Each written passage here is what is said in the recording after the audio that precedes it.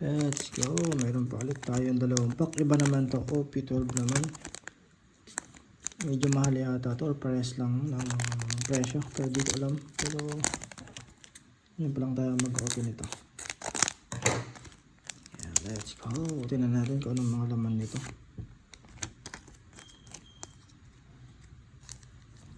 OP12. Si Zoro. Ang ganda yung naka-3 siya dito. Okay.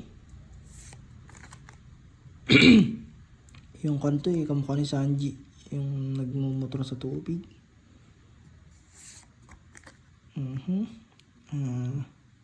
Ano ni Sanji ito?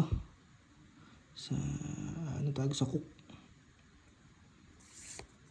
Uy, ganda oh. Si Baggy the Clown. Let's go, kunin natin to. Yung shop nila ba, parang may na-idea na ako kung sino yun. Sanji ito. Sanji mo.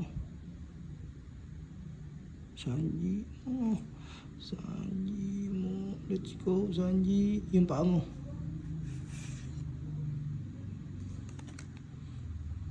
Let's go.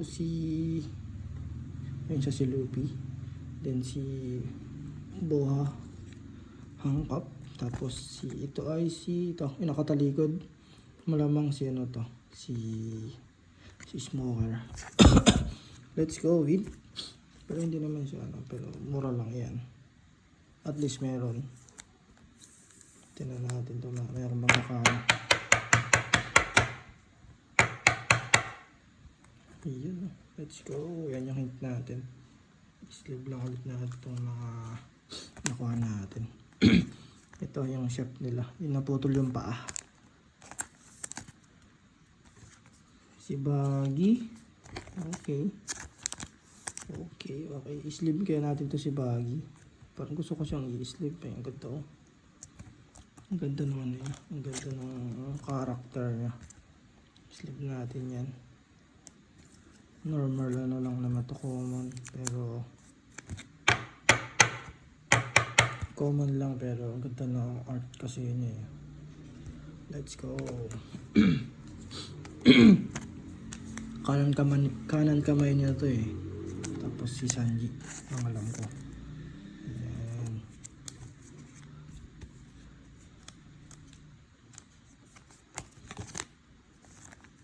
Ayan.